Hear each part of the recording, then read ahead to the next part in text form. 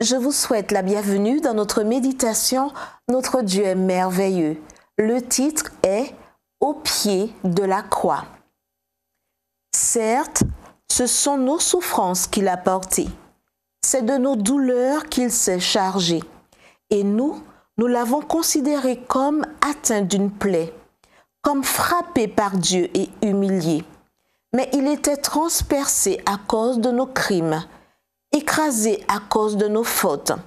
Le châtiment qui nous donne la paix est tombé sur lui, et c'est par ses meurtrissures que nous sommes guéris. Ésaïe 53, versets 4 à 5.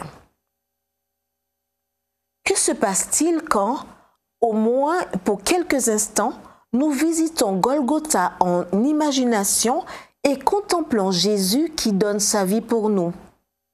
Selon Ellen White, au moins deux choses se produisent chaque fois que nous nous arrêtons au pied de la croix.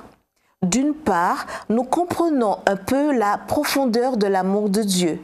D'autre part, nous avons un aperçu de l'horreur du péché.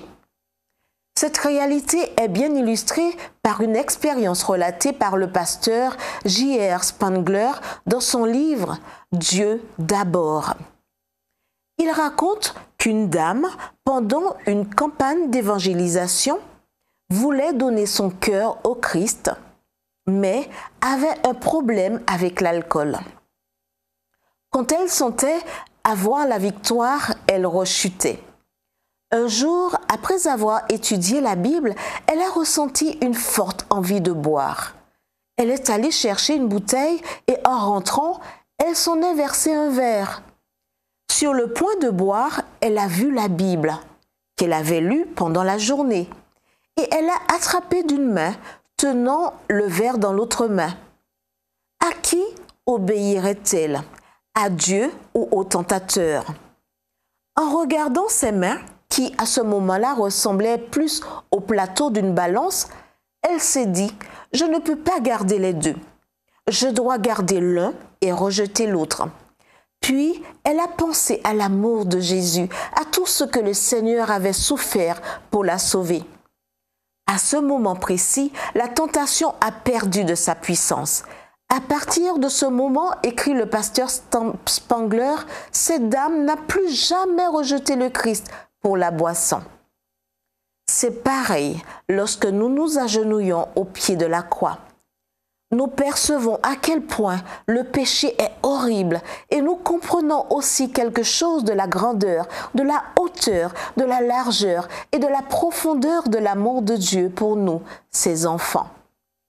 Il nous serait avantageux de passer chaque jour 1 heure dans la méditation et la contemplation de la vie du Christ.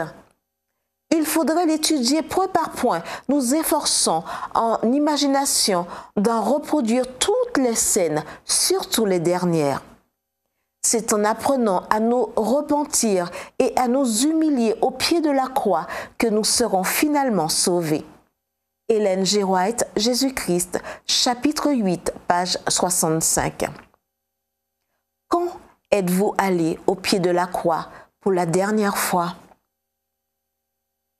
Prions.